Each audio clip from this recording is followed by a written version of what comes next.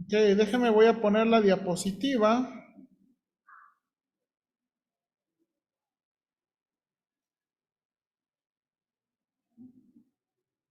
Ok, me dice cuando se vea mi diapositiva del matrimonio. ¿Ya? Ok,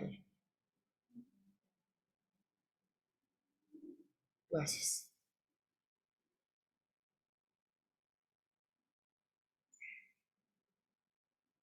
Bien. Ok, bien hermanos, entonces lo que vamos a hacer como anticipé, lo que vamos a hacer es esto hermanos, en la escuela dominical introducimos el tema del matrimonio, divorcio y recasamiento, especialmente en el método que vamos a usar y los pasajes que vamos a examinar. Lo que voy a hacer es, voy a predicar, el sermón de esta mañana tiene que ver con el matrimonio. Y verdad, más o menos hice, ya lo estoy acomodando para que la escuela dominical, lo que predico hoy, se lo doy en la escuela dominical próxima y lo discutamos, ¿verdad? Entonces, vamos, básicamente las escuelas dominicales del mes de septiembre van a ser la discusión de los sermones, ¿ok? Yo voy a presentar el tema y vamos a tener la escuela dominical para discutirlo, ¿verdad? Vamos a ver dos semanas sobre divorcio, 2 semanas sobre recasamiento y nada más hoy sobre matrimonio, ¿verdad? Que realmente no es tan extenso el tema. Entonces, ahora hermanos, la carga de mi corazón por enseñar sobre este tema, ¿verdad? Primero, como pastor, hermanos, los temas que siempre va a enfrentar un pastor y la iglesia, ¿verdad? Siempre son en torno a la familia, ¿verdad? La mayoría de los casos de consejería que los pastores atienden, voy a poner mi micrófono, ¿me ayudan ahorita? Atienden son asuntos de matrimonio y familia, entonces quiero de nuevo, creo que es mi deber explicar, ¿verdad? Lo que la Biblia dice sobre esto. ¿Puedes bajar otro poquito? Entonces, la segunda cosa, hermanos, es que hay un espíritu que quiero eliminar, ¿verdad? Así, que quiero aniquilar. En el asunto de que a veces nuestra vida cristiana depende mucho del pastor o el ministro, ¿ok? Entonces, a veces las iglesias y las personas se evalúan por el pastor o el ministro, ¿verdad? Por ejemplo, yo he visto personas, amigos, conocidos, que a veces, ay, esa iglesia, si la gente llega cruda y el pastor no hace nada, de veras, o sea, yo he conocido a veces personas que, o sea, y sí creo, hermanos, que a veces personas llegan crudas al servicio. Pero yo qué culpa tengo, o yo qué responsabilidad tengo si alguien llega crudo al servicio. ¿Sí entiende que es crudo, eh? No tengo que explicarlo.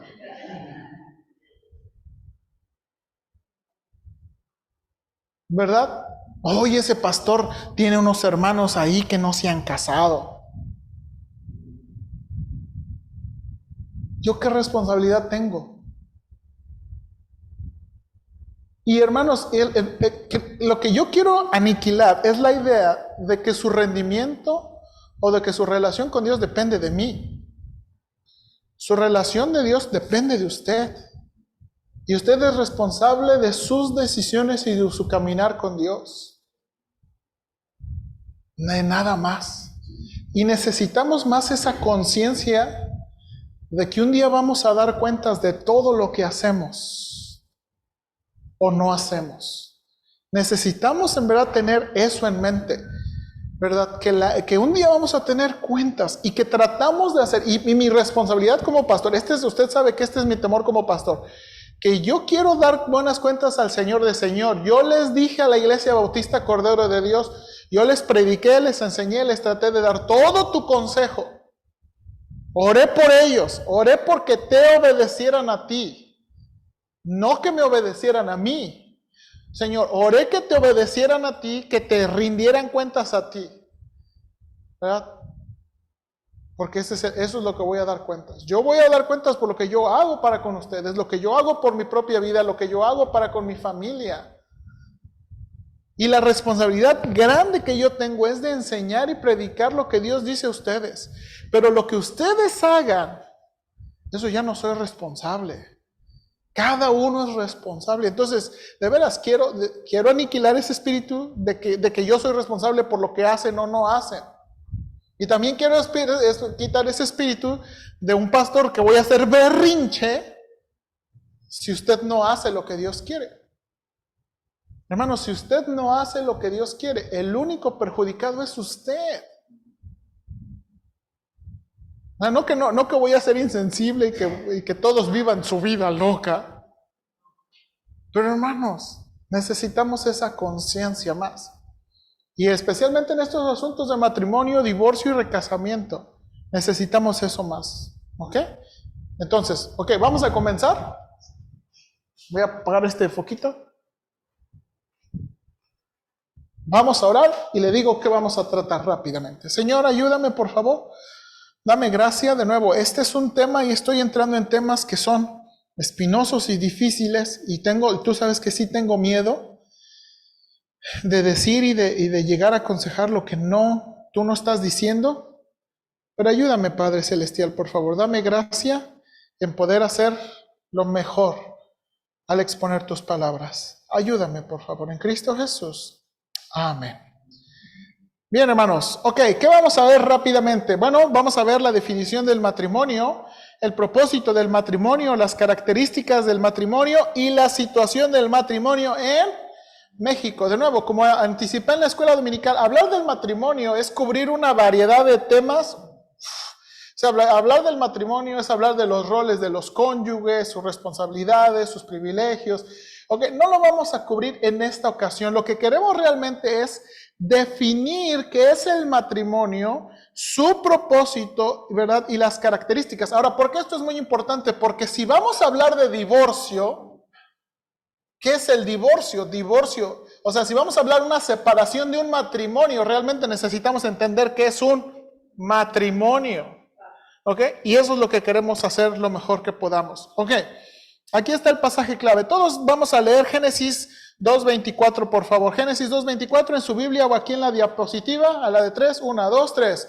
Por tanto, dejará el hombre a su padre y su madre y se unirá a su mujer y serán una sola carne. Hermanos, este es el pasaje clave del matrimonio. Dejará el hombre a su padre y su madre y se unirá a su mujer y serán una sola carne. Acompáñame a Mateo, por favor. Ya vimos este pasaje. Mateo capítulo 19. Cuando el Señor Jesucristo fue tentado, no sé si decir tentado, confrontado con este asunto sobre el divorcio, mire lo que él contestó en versículos 4 y 5. Él respondiendo les dijo, ¿no habéis leído?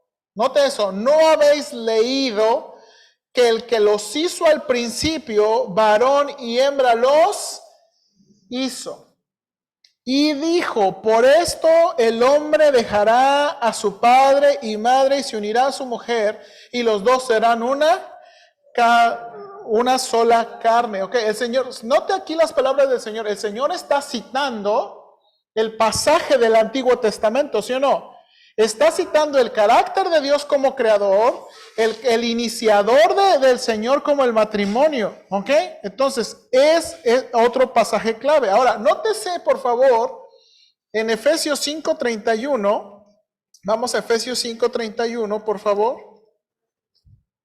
En Efesios 5:31, cuando Pablo está discutiendo los roles de los esposos, miren lo que dice Pablo en Efesios 5:31. Grande es este misterio.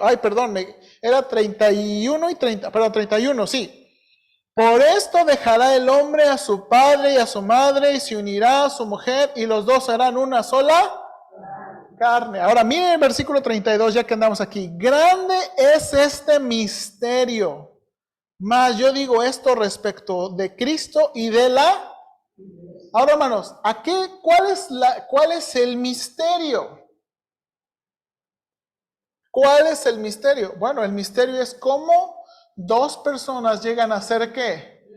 Una sola carne. Y Pablo está diciendo, grande es este misterio. Grande es este misterio. Ahora, hermanos, hay tres elementos claves en Génesis capítulo 2:24, en este pasaje clave, que nos enseñan y que nos dan las características y los principios de lo que constituye, hermanos, un matrimonio, ¿ok? Entonces, creo que Génesis, este versículo, nos da 3 elementos claves de lo que constituye un matrimonio, ¿ok? El primer elemento, hermanos, dejará el hombre a su padre y madre. Dejará el hombre. Ahora, hermanos, dejar padre y madre nos enseña que dejamos nuestra posición de hijos para convertirnos en esposo, que estamos formando un nuevo hogar. No significa que nos olvidamos de nuestros padres, que, ¿verdad?, que cortan las papayas. No, ¿verdad? Aquí nunca más nos vamos a volver a hablar. No, no significa eso. Ahora, yo sé que usted dice, pastor, pues eso es obvio, pero no para todas las personas es obvio. El dejar padre y madre no significa que rompemos la relación, ¿verdad? Como que ya nunca les hablamos, ya nunca regresamos. No, el hecho es que dejamos nuestra posición en esa familia para, ¿verdad?, comenzar una nueva familia, ¿ok? Para comenzar una nueva familia. Es necesario. Ahora, hermanos, ¿cómo se hace la separación? Creo, hermanos, y de nuevo, como aplicación, en el mundo del Antiguo Testamento, la separación física no siempre era obvia y no siempre se podía hacer.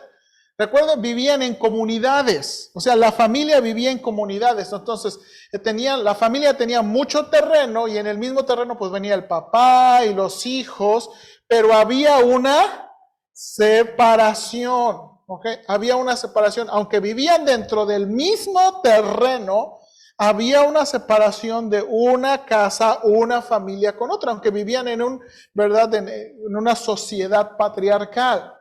Ahora, ¿verdad? En nuestro contexto, ¿verdad? En nuestro contexto, la separación muchas veces ocurre. Vamos a vivir de una casa a otra casa. El problema a veces de vivir en la misma casa, el problema práctico es que no se puede distinguir una familia de la otra. ¿Ok? Entonces, es un problema práctico. ¿Ok? Es un problema, de nuevo, donde no necesariamente se cumple este primer elemento. Entonces, el primer elemento es dejar al hombre, a su padre y a su madre para formar su propia casa, su propio hogar. ¿Ok? El segundo elemento es, se unirá a su mujer. Y de nuevo, no tiene, y la mujer se unirá a su esposo, pero se da por entendido. Y el tercer elemento es, serán una sola carne. Ok. Ahora, hermanos, ¿qué implica la idea de unirse? ¿Ok? ¿Qué implica la idea de unirse? Cuando dice la Biblia, y se unirá a su mujer, y se unirá a su mujer, la palabra hebrea que se utiliza, dabak, se usa en diferentes maneras con la idea de estar cerca de algo, de aferrarse a algo, de unirse en alianza con alguien. Hermanos, la palabra a veces tiene la idea, una vez esta palabra se utiliza de un hombre que se le quedó pegada la mano con la espada. O sea que súper pegado, ¿ok? Esa es la idea. Ahora, mire, vamos a ir rápidamente. Josué 23:12. Josué 23:12. Mire este contexto donde se utiliza esta palabra, Josué 23:12. Esta palabra aparece más que 50 veces en el Antiguo Testamento. Tiene usos seculares y normales, pero mire dónde tiene otros usos interesantes.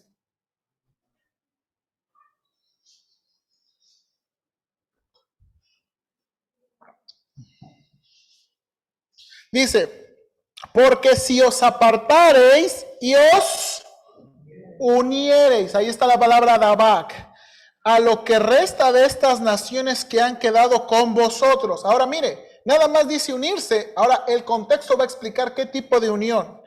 Y si concertareis con ellas matrimonio, mezclando con ellas y ellas con vosotros. De nuevo, no es cualquier alianza, no es como que somos en el mismo equipo. Está hablando de una alianza, y alianza del tipo matrimonio. ¿Ok?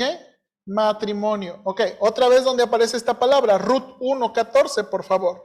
Ruth 1:14.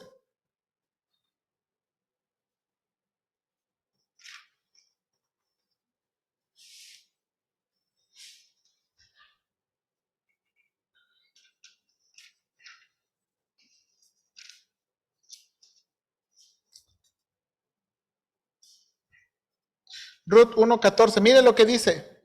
Y ellas alzaron otra vez su voz y lloraron, y Orfa besó a su suegra, mas Ruth se quedó con ella. La palabra Dabak se traduce aquí como se quedó con ella. Estuvo próxima a ella. Ahora, hermanos, esta idea de se quedó con ella es la idea de que adquirió un compromiso. Y lo vamos a ver más adelante, ¿verdad? Que cuando Noemí le dice, ya, ¿verdad? Déjame. Y le dice Ruth, no te ruego que no me... Bueno, miren, no lo voy a citar. No me ruegues que te deje y me aparte de ti, porque donde quiera que tú fueres, iré yo, y donde quiera que vivieres, viviré. Tu pueblo será mi pueblo y tu Dios mi Dios. Donde tú murieres, moriré, y allí seré sepultada. Y aún así haga Jehová y aún me añada que solo la muerte hará separación entre nosotras dos. Hermano, eso es lo que se dice actualmente en el mundo moderno, en el matrimonio. Ahora, no estamos hablando que aquí había un matrimonio homosexual, no, simplemente que había una unión de un compromiso serio, o sea, la nuera, hermanos, ahora note esto, la nuera se podía ir, ella era una extranjera moabita que podía ir, jovenaza, guapa, sospechamos, ¿verdad? Y casarse con quien quisiera y no cargar con su suegra. Pero decidió quedarse. ¿Ok? Y otra vez aparece en 2 de Samuel 22. 2 de Samuel 22. Mire, por favor, 2 de Samuel 22.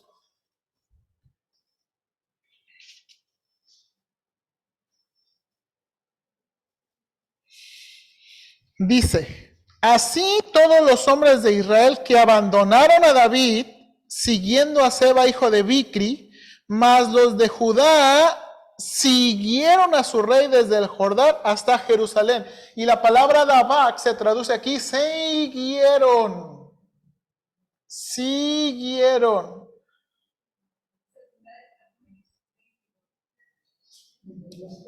No, 22. Con razón dijeron, ¿verdad? A ver, ¿qué hay en el 22? No, pues hay un cántico. ¿Ok? Entonces, la idea es, o sea, siguieron significa que nada más siguieron de que pues vamos a hacer bola. No, habla de un compromiso. Ahora, hermanos, hay algo muy interesante, ok. De nuevo, el pasaje clave dice, por tanto dejará el hombre a su padre y su madre y se unirá. Ahora, cuando la Biblia desarrolla esta idea de matrimonio, mire lo que dice Proverbios 2:17. Aquí presenta un ejemplo en forma negativa, pero mire lo que dice Proverbios 2:17. Dice aquí, hablando de la mujer extraña, dice, la cual abandona al compañero de su juventud y se olvida de ¿qué? Del pacto de su Dios. Según Proverbios 2:17, la mujer que abandona a su esposo olvida un ¿qué? Pacto. Lo mismo, ¿verdad? Mire Malaquías 2:14. Malaquías 2:14, por favor. Estamos yendo a varios pasajes, ¿verdad? Pero es importante. Malaquías, quiero que lo vea con su propia vista. Malaquías 2:14, por favor. Miren lo que dice Malaquías 2:14. Mas diréis, ¿por qué? Porque Jehová ha atestiguado entre ti y la mujer de tu juventud, contra la cual has sido desleal, siendo ella tu compañera y la mujer de tu pacto. Hermanos, ¿qué implica la idea unirse? El unirse al cónyuge se describe, hermanos, en la Biblia como entrar en un ¿qué? Pacto. Hermanos, dejamos a nuestros padres y la relación de nuestros padres porque entramos en una relación con un cónyuge, con una relación del pacto, donde, hermanos, mi responsabilidad y mi prioridad más grande es con mi cónyuge que con mis padres. Esta es la seriedad del pacto. El dejar padres y unirse al cónyuge es la idea de entrar en un pacto para mostrar que ahora la prioridad está sobre mi cónyuge. está sobre mi cónyuge. Segundo elemento. Tercer elemento, ¿qué implica la idea de una sola carne? ¿Qué implica la idea de una sola carne? Llegar a ser una sola carne mediante la relación sexual representa la unión física y espiritual del matrimonio. Hermanos, creo que la mayoría de veces que vamos a ver en la Biblia, especialmente en el libro de Cantares, va a hablar que la relación sexual es más que un acto físico. Hermanos, la relación sexual conlleva un significado más que mero que un acto físico. ¿Cómo sabemos eso? En el pasaje de Efesios, cuando dijo Pablo, por esto dejará el hombre, grande es este misterio, pero yo digo de esto, ¿de qué? De Cristo y de la iglesia. Hermanos, Cristo y nosotros tenemos una unión espiritual, no tenemos una unión física. Y nos describe a nosotros como uno con Cristo. ¿Sí o no? Ahora, por favor, vaya a 1 Corintios 6. Vaya a 1 Corintios 6. En 1 Corintios 6, hermanos, Pablo está tratando un problema con los hermanos en Corintios que llegaron a pensar en su mente que, verdad, todo lo espiritual, todo era bueno, pero la carne, como pues, verdad, pues la carne nada aprovecha, pues la carne al gozo y, verdad, y cosas así. Y Pablo les dice esto, miren, 1 Corintios 6, 16 al 18. ¿O no sabéis que el que se une con una ramera o prostituta es un cuerpo con ella? Porque dice, los dos serán una sola. Ok, miren lo que está haciendo Pablo en este versículo. Está diciendo que la relación sexual con una prostituta llega a unirlo con la prostituta. Y utiliza la misma frase de Génesis, ¿sí o no? Los dos serán una ¿qué? Sola carne. Ahora miren lo que dice versículo 17. Pero el que se une al Señor, un espíritu es con él. Huid de la fornicación. Cualquier otro pecado que el hombre comete está fuera del cuerpo, mas el que fornica contra su propio cuerpo peca. Hermanos, la fornicación es un pecado contra uno mismo. La fornicación es un pecado contra uno mismo. Y lo que está diciendo aquí, hermanos, es que no nada más es un acto físico. ¿Qué es lo que llegaron a pensar los corintios? Pues ¿qué tiene de malo? Pues el cuerpo al final. Hermanos, los corintios tenían tan mala teología que dijeron, al final Dios va a destruir el cuerpo, pues porque no sirve para nada. Y Pablo les tiene que decir esto, y más adelantito recordarles, Dios va a resucitar su cuerpo, donde anduvieron haciendo cochinadas. El cuerpo es importante. El cuerpo es importante porque es un asunto, de nuevo, no nada más es físico, sino también espiritual. Entonces, hermanos, de nuevo, el llegar a ser una sola carne, aunque es un término muy complicado, y Pablo dijo, ¿verdad? Habla de una unión espiritual. Probablemente, hermanos, esta es la unión más cercana que puede existir entre un hombre y una mujer. No hay, hermanos, una relación más cercana y un vínculo más cercano que puede existir entre un hombre y una mujer que este. Por eso, hermanos, es muy especial. Ahora, hermanos, Hebreos 13:4, por favor. Vaya a Hebreos 13:4.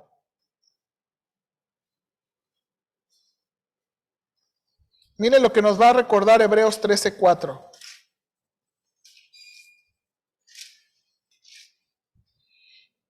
Honroso sea en todos el matrimonio y el lecho sin mancilla, pero a los fornicarios y a los adúlteros los juzgará Dios. Hermanos, Hebreos 13:4 nos recuerda que las relaciones sexuales son lícitas en el matrimonio.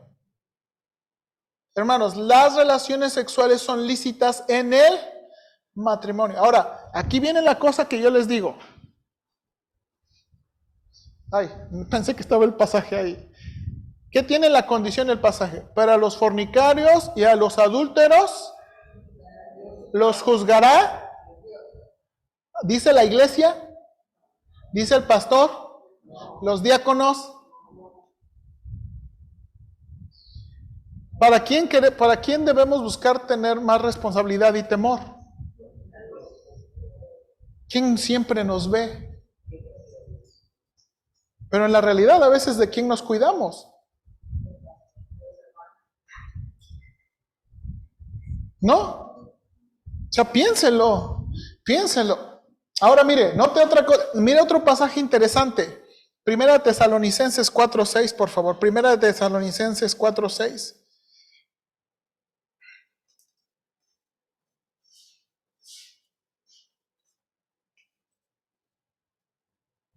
Primera de Tesalonicenses 4:6. Dice así: que ninguno agravie ni engañe en nada a su hermano, porque el Señor es vengador de todo esto, como ya hemos dicho y testificado. Hermanos, ¿qué es el contexto? El contexto, Pablo está diciendo que los hermanos deben apartarse. Mire versículo 3. Pues la voluntad de Dios es vuestra santificación, que os apartéis de fornicación.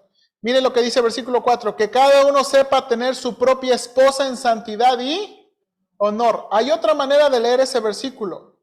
Creo que una opción es esta, como Reina Valera, que cada uno sepa tener su esposa en santidad y honor, o que cada uno sepa estar con su esposa, es lo que está diciendo. O la otra es que cada uno sepa tener y controlar su propio cuerpo. Esa es otra, hermanos, otra lectura de ese pasaje. Y luego, hermanos, luego dice que, ¿por qué creo que también es una lectura legítima? Porque dice, versículo 4, que cada uno pueda tener su propio cuerpo en santidad, no en pasión de concupiscencia como los gentiles que no conocen a Dios. Y luego, inmediatamente dice que ninguno agravie ni engañe en nada a su, porque el Señor es vengador de todo esto. La palabra agravie habla de transgredir la ley y la palabra engañe habla de defraudar. Hermanos, este pasaje enseña que Dios vengará a aquellos fornicarios o adúlteros que agravien o defrauden a otras personas. Una interpretación, hermanos, sugiere que las relaciones sexuales adúlteras, tomando el derecho de un hermano sobre su esposa, ¿verdad? Que uno está tomando el derecho sobre su esposa. Mire, Nueva Traducción Viviente lo traduce este versículo así: nunca hagan daño ni engañen a su hermano cristiano en este asunto, teniendo relaciones sexuales con su esposa, porque el Señor toma venganza de todos estos pecados, como ya la hemos advertido solemnemente. Es muy increíble creer que en la iglesia, ¿verdad?, un hermano se estaba acostando con la esposa de otro hermano, pero pasó. Y eso, el Señor dice, esto es un agravio y es defraudar. Ahora de nuevo, mire lo que dice, el Señor es vengador de todo esto. Esto es un asunto serio, porque en los dos pasajes, ¿quién es el que va a actuar en repercusión? Dios, hermanos.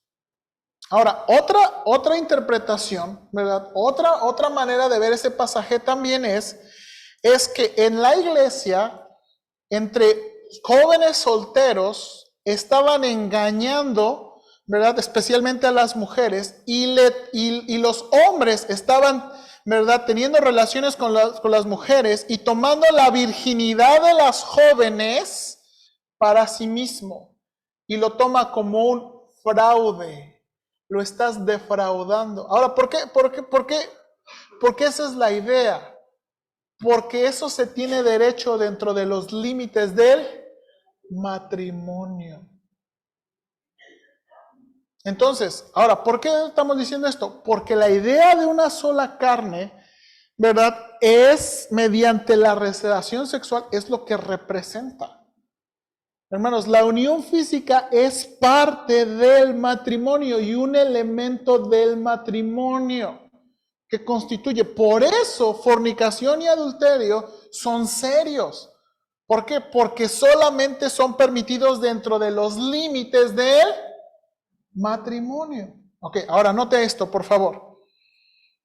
Los consejeros bíblicos describen esto. Hay relaciones que tenemos como hijos, relaciones que tenemos como esposos y relaciones que tenemos como padres. Ahora, esto es muy interesante, hermanos. La relación como hijos es temporal. La relación como esposos es permanente y la relación como padres es, hermanos, nosotros abandonamos nuestras casas y aunque me duele en el corazón, mis hijos se van a ir de mi casa un día. Son relaciones temporales. Hermanos, crecen tan... Hermanos, yo no puedo creer que Caris tenga 6 años y vaya a la escuela. La tenía yo aquí.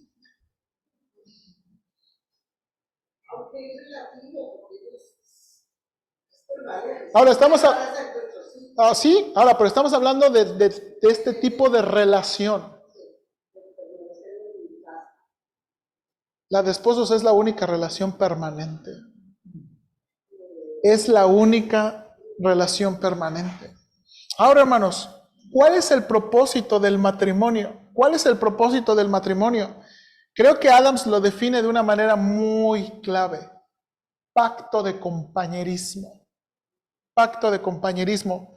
Mire estos pasajes. Proverbios 2:17, ya lo leímos, cuando habla de la mujer extraña, la cual abandona al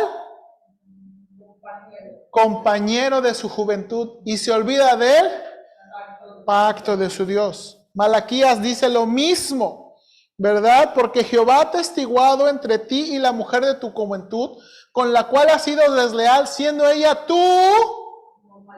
compañera y la mujer de tu pacto. Hermanos, creo que esas palabras que utiliza el hermano Adams describen muy bien el propósito del matrimonio, que es que un pacto de compañerismo. Un hermano, ¿verdad?, que se llama Head, cita esto: la descripción de la mujer como la ayuda idónea no es una evaluación romántica. En lugar de eso señala a un hombre sin ayuda. Su necesidad es de alguien que lo complete y comparte su naturaleza. Cuando Dios dijo, no es bueno que el hombre esté solo, Dios no nada más tiene en su mente, ay, es que está solito. No, Dios tiene propósitos para el hombre y el hombre es un hombre incompleto. Eso es lo que vio Dios en Adán, era un hombre incompleto. Y por eso hizo a la mujer. El hermano Keller dice, en la sociedad actual, los sentimientos son la base previa a todo comportamiento amoroso. Y esa puede ser sin duda una verdad muy grande. Pero incluso es cierto todavía que toda acción realizada con amor puede abarcar generando sentimientos genuinamente amorosos. El amor entre dos personas no debe ser identificado con emociones o como un deber a cumplir.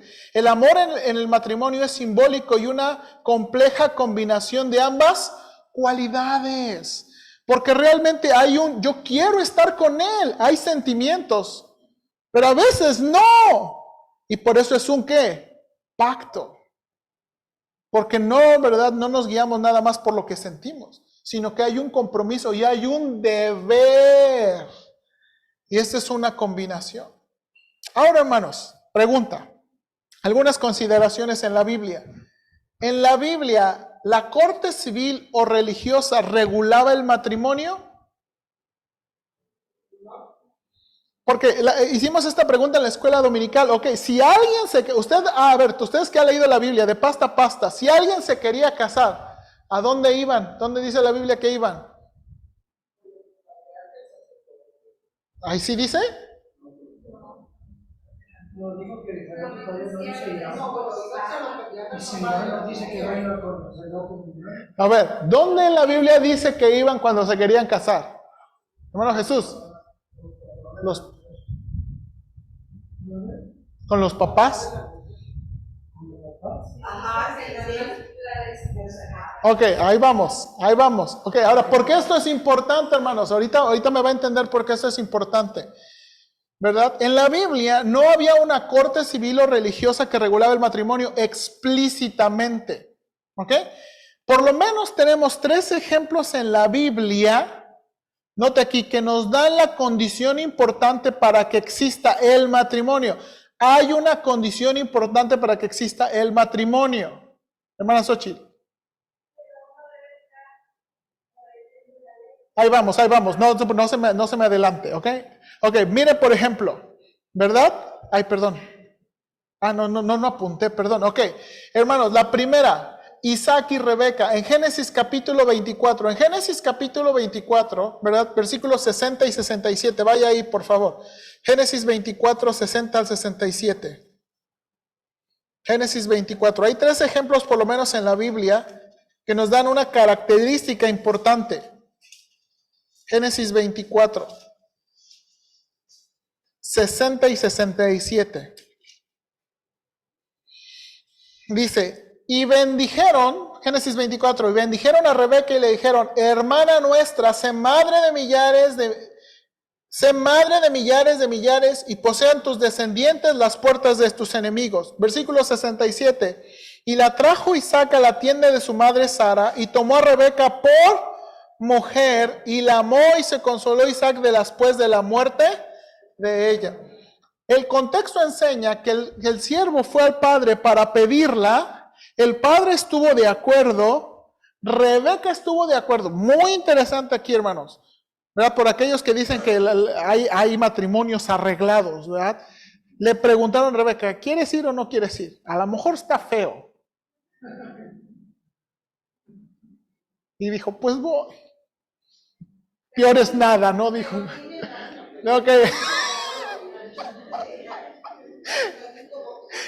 Bueno, eso también era cierto, ¿no? Bueno, entonces hubo un arreglo previo, ¿sí o no? Ok, ahora, quiero que vea, ahorita usted me va a decir, no le voy a decir, pero que hay una condición. Jacob y Lea, vaya por favor, Génesis 29, 21 y 22. Génesis 29, 21 y 22.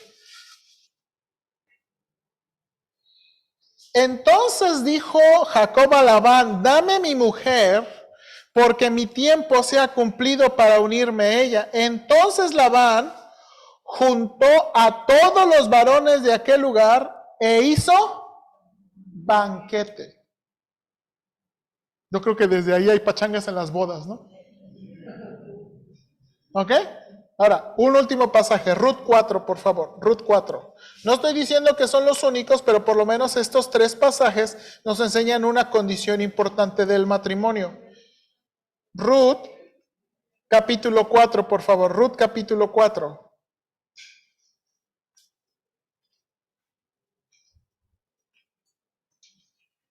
Ruth, capítulo 4, por favor.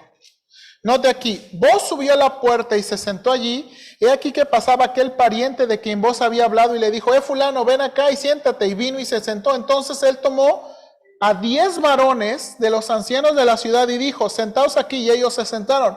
Luego digo al pariente, Noemí, que ha vuelto del campo de Moab, vende una parte de las tierras que tuvo nuestro hermano Elimelech.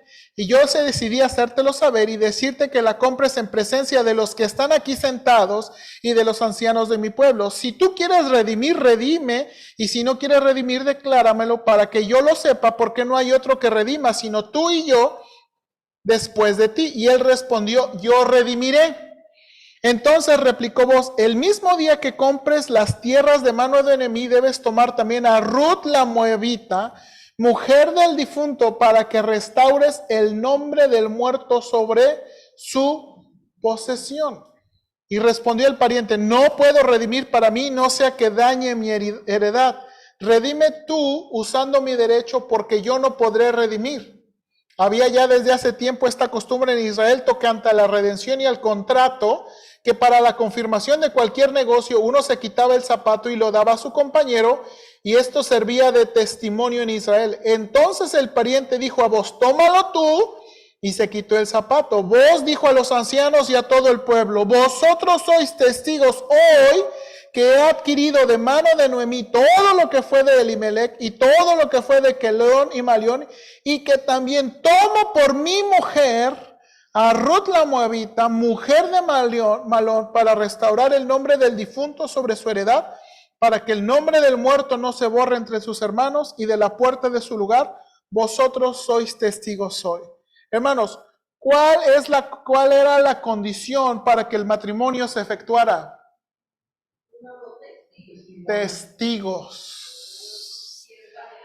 Testigos, ¿ok? Testigos. En ese caso, por eso, hermanos, no necesariamente había necesidad de ir a una ¿qué? Corte civil o religiosa mientras hubieran testigos del acto que se estaba realizando. ¿Ok? Ahora, hermanos, siguiente consideración. La relación sexual prematrimonial obligaba el matrimonio. Ese es un pasaje que leímos, ¿verdad? Solamente hay 2 pasajes que tratan sobre ese detalle en la ley. Éxodo, por favor. Para los que no lo leyeron, lo leímos en la escuela dominical. Éxodo 22, por favor.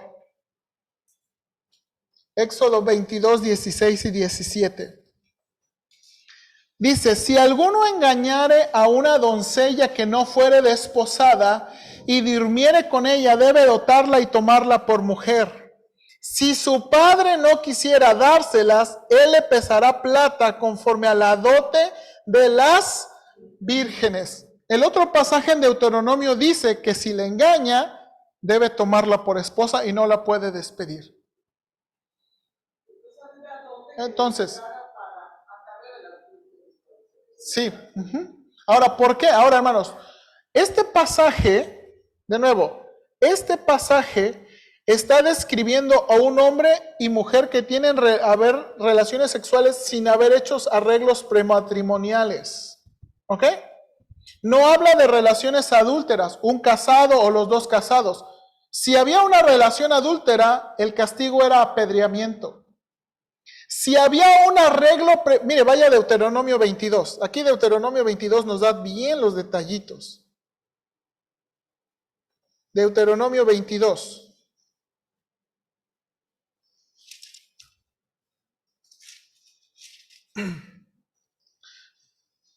Mira lo que dice el versículo 22.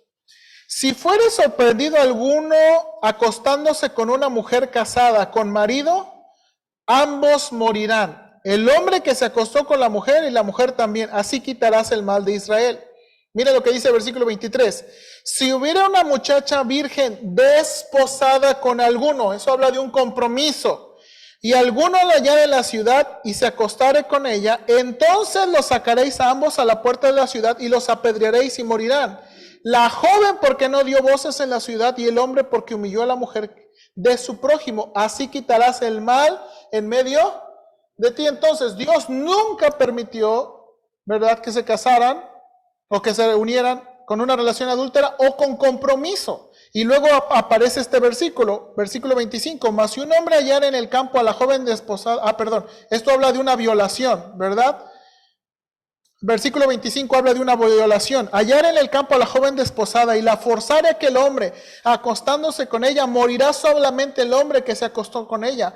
Mas la joven no le harás nada, no hay en ella culpa de muerte, pues como cuando alguno se levanta contra su prójimo y le quita la vida, así es en este caso, ¿verdad? Y entonces, versículo 28. Cuando algún hombre hallare a una mujer joven virgen que no fuere desposada y la tomare y se acostare con ella y fueren descubiertos, entonces el hombre que se acostó con ella dará al padre de la joven 50 piezas de plata y ella será su mujer, por cuanto humilló, no podrá despedir en todos sus días. La unión de los 2 textos nos enseña que no necesariamente, porque si el padre no quería que se casaran o había algo en el matrimonio, no. Entonces, hermanos, ¿la relación sexual prematrimonial obliga al matrimonio? No. No. ¿La concepción obliga al matrimonio? Tampoco. No. ¿Ok? Ahora, la Biblia no recomienda ni demanda que 2 personas se casen si han tenido relaciones y tampoco recomienda si hay concepción. No lo recomienda. Última consideración, ¿se pueden casar un creyente con un inconverso? Creo que hay problema con esta pregunta, porque el verbo poder tiene la idea de permitir.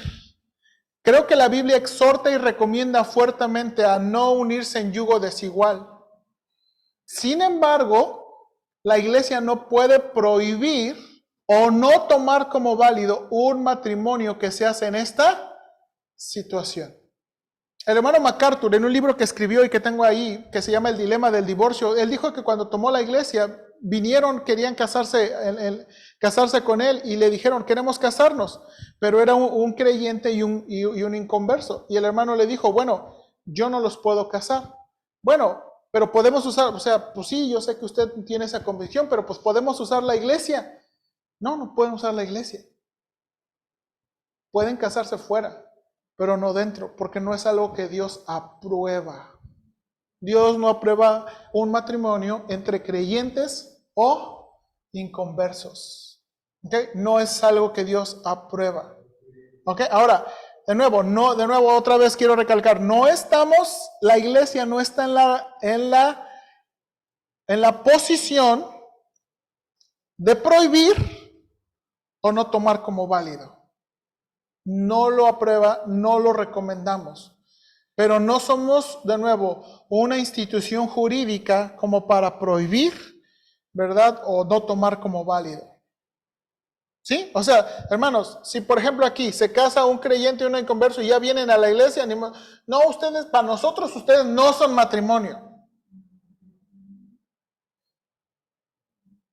No es no es lugar. Ahora. Tampoco se les pide que se divorcie, dice la Biblia, que si uno de los dos consiente quedarse así. Sí, pero no se me adelante, eso es para los otros temas. Ahora, hermanos, aquí el matrimonio en México. Quiero enseñarle este video, por favor. Este es un antecedente. ¿Qué tal? Te doy la bienvenida a una nueva cápsula histórica de Jurídicamente. En esta ocasión vamos a ver un proceso histórico con gran relevancia en México.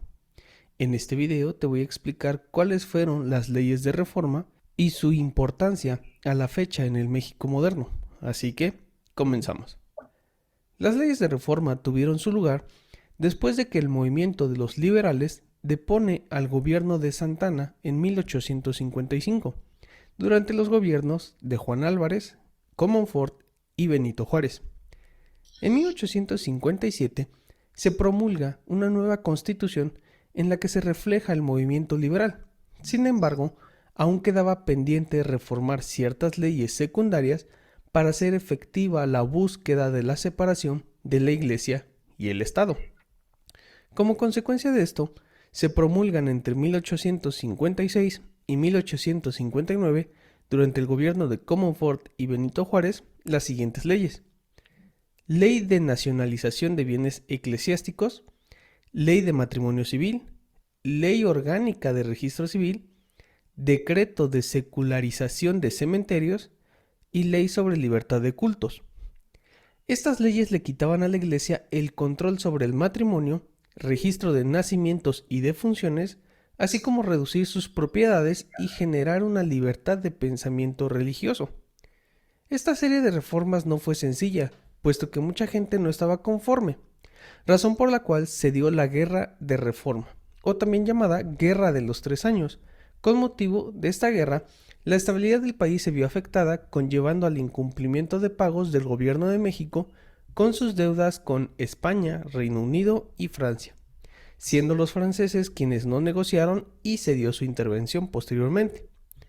Independientemente del gran impacto que tuvo sobre la Iglesia al restarle propiedades, el legado que perdura en México sobre las leyes de reforma es el control del Estado sobre nacimientos, matrimonios y defunciones, ya que estos registros solo los llevaba la Iglesia, por lo que el registro civil y los documentos que éste expide son una consecuencia de este movimiento que perdura al día de hoy. Ok, esto es muy importante, hermanos, como antecedente, ¿ok? El antecedente del matrimonio en nuestro país comienza con las leyes de reforma porque, de nuevo, en aquel tiempo todo lo controlaba la Iglesia Católica. Matrimonios, defunciones, todo, ¿verdad? Ahora, esta es la cosa. Mucho todavía seguimos heredando, aunque somos cristianos, muchas veces seguimos heredando, y por eso a veces en la iglesia los hermanos se expresan como la ley de Dios y la ley de los hombres. Aguas con eso, ¿ok? Aguas con eso. Ahora, la Iglesia Católica y la manera en que ella lo llevaba era muy diferente de lo que Dios pretendía, ¿ok? De lo que Dios pretendía. Entonces, hay que tener cuidado, y también hay que tener cuidado porque no le queremos dar a la iglesia cristiana lo mismo que la Iglesia Católica tenía y que nunca debió tener. ¿Ok? Control y cosas y facultades que nunca debió tener. Entonces, hay que tener mucho cuidado con eso, con este antecedente del matrimonio. Entonces, aquí. Cierto. ¿Qué es el matrimonio según en las leyes de México? La Suprema Corte de Justicia lo define como el matrimonio es la unión entre dos personas regulada por un conjunto de normas jurídicas cuyo fin es el establecer un estado de vida permanente entre ellas y tiene lugar mediante la celebración de un acto jurídico solemne que se constituye por el consentimiento de ambos contrayentes. Esta es una buena definición del matrimonio. Ahora, yo le pregunto, hermanos, ¿esta definición concuerda con el estándar de la Biblia sobre el matrimonio? El matrimonio es un pacto, es una unión, ¿verdad?, de dos contrayentes, de expresión de dos voluntades. Ahora, esta es la cosa, la Suprema Corte no lo regula, da fe, y ahorita vamos a ver este asunto, ¿ok? No lo obliga, o sea, no nos obligan a casarnos, ¿ok? Entonces, esto es lo que constituye el matrimonio. Ahora, permítame tantito. ¿Cuál es el lugar del Estado en el asunto del matrimonio? El registro civil da fe de la expresión de las voluntades en un acto solemne. Cuando nos vamos a casar dentro del registro civil, lo único que hace el juez del registro civil es dar fe de la expresión de las voluntades. ¿Ok? Y nos añade testigos. Ahora, él es un testigo del Estado y tenemos testigos de la familia. ¿Ok? ¿Por qué? Porque estamos entrando en un contrato o en un pacto, ¿ok? Entonces, lo que se atestigua es un pacto, es un contrato, ¿ok? Por eso es muy importante. Esa es la manera en lo que se hace en nuestro país. Y dado que se contrae un compromiso, el Estado puede hacer cumplir el acuerdo jurídico de las voluntades acerca de los derechos y obligaciones adquiridas durante este. Hermanos, el Estado, ¿verdad?, quiere que se cumplan. Ahora, ¿por qué? ¿Por qué el Estado? Porque el Estado quiere proteger el matrimonio y la familia por su carácter como base de la sociedad. Entonces, hermanos, yo creo y aquí que Dios está muy de acuerdo en que si queremos casarnos como cristianos en nuestro país necesitamos acudir al registro civil para no dejar el matrimonio, ¿verdad?, en un acto religioso o en un acto que no tenga la suficiente seriedad, ¿verdad?, con esto. Porque de nuevo, esto es lo que significa casarse, es verdad, es un contrato, la expresión de las dos voluntades.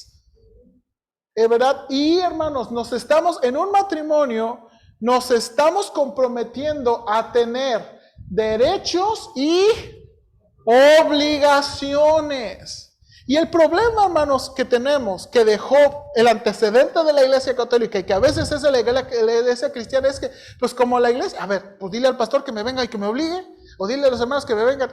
¿Por qué? Porque no se ve la Iglesia como una institución que nunca pretendió ser una institución que regulaba y que obligara o que hiciera cumplir, ¿verdad?, los derechos y obligaciones. Entonces, el problema de nuestro país, en nuestro contexto, ¿verdad?, del matrimonio en la iglesia y no en el registro civil, es que no hay la suficiente seriedad del compromiso del pacto. Y eso es un problema. ¿Ok? Eso es un problema. ¿Ok? Ahora, hermanos, otro detalle interesante, concubinato, ¿ok? Por favor, la Suprema Corte define el concubinato. El concubinato es la unión de hecho entre dos personas que voluntariamente deciden tener una vida en común y cuya unión fáctica, una vez cumplidos ciertos requisitos como no estar casado entre ellos o con otras personas, acreditar haber cohabitado por cierto tiempo, dependiendo cada legislación, y o tener hijos en común, tiene ciertas consecuencias jurídicas. En aras de proteger a los concubinos durante y terminado el concubinato y a su familia. Hermanos, hoy en día existe, ¿verdad? Conocemos como la unión libre. Pero la unión libre también genera derechos y responsabilidades que el gobierno legisla como concubinato. ¿Ok? El concubinato es, hermanos, es otra figura. ¿Ok? Que da pie a la familia, según el gobierno. El problema del concubinato, hermanos, el problema del concubinato es que no hay un pacto expresado. No hay un acto jurídico, no hay la expresión de las voluntades. Ahora, el hecho de que dos personas cohabiten juntos y vivan como pareja, ya en nuestro país les genera derechos y obligaciones, llamado concubinato. ¿Ok? Entonces, ahora, ¿este es el ideal de Dios para el matrimonio? No. Ok, bueno, la hermana Alma acaba de introducir otro. Están viviendo en fornicación. Ok, ¿dónde en la Biblia dice así? ¿Fornicación es un acto o un estado? ¿Es un estado? O sea, ¿es un estado donde uno puede estar permanentemente en fornicación? ¿O es un acto? Entonces, hay que tener cuidado con la terminología que usamos en la iglesia. Por ejemplo, a veces están en pecado. Pues los inconversos están en pecado. Pero los cristianos vivimos en un estado permanente de pecado. ¿Se puede vivir un estado permanente de fornicación? ¿En un estado? Entonces hay que tener cuidado, de nuevo, hay que tener cuidado. Entonces, aquí está, mi aplicación, hermanos. Y ya me tardé, ustedes tuvieron la culpa. El matrimonio debe efectuarse bajo la autoridad que Dios nos ha dado para dar fe de la expresión de las voluntades. Esto es el pacto de compañerismo. El matrimonio en la iglesia no supersede el matrimonio bajo el registro civil. Hermanos, la aplicación en nuestro contexto es este. El matrimonio, como nosotros como creyentes, se debe llevar bajo la autoridad que Dios nos ha dado. ¿Por qué? Por la solemnidad que refleja y el compromiso que refleja, que muchas veces en el ámbito religioso no se va a llevar. Ay, pastor, no, mire, cásenos usted, en verdad le prometemos que lo vamos a tomar serio. No. Por eso tenemos una autoridad que Dios nos ha dado. Hermanos, ahora, y esto es para que lo discutamos en la escuela dominical aquí. ¿Alguien puede decidir casarse en el registro civil y no hacer una ceremonia de boda y no hacerlo en la boda y va a estar bien? Claro. ¿Pero puede ser al revés? No. No. Ahora, hermanos, yo sé que tienen muchas preguntas. Vénganse a la escuela dominical el próximo domingo y vamos a discutir todas estas cosas. ¿No? Yo nada más quiero presentar el tema. Ahora, después, si ahorita la plática quiere discutir conmigo, discutimos conmigo, pero para eso di tiempo a la escuela dominical. Aquí estoy presentando el tema y todas las cosas sueltas las vamos a tratar en la escuela dominical. Bien, vamos a orar, hermanos, por favor. Señor, te damos gracias y te pedimos mucha ayuda y mucha sabiduría en estos temas complicados. Te pido que nos des gracia. Ayúdanos, Padre, por favor. Ayúdanos a caminar con cautela en este tema, porque queremos, Señor, de nuevo, hacer lo mejor para nosotros mismos y nuestras familias y las futuras familias de la iglesia. Ayúdanos, por favor, en entender qué es el matrimonio, qué es lo que legitima el matrimonio, las condiciones del matrimonio. Y ayúdanos, Padre, ayúdanos a vivir bien delante de ti, bien como tú quieres, por favor. Te lo pido en Cristo Jesús.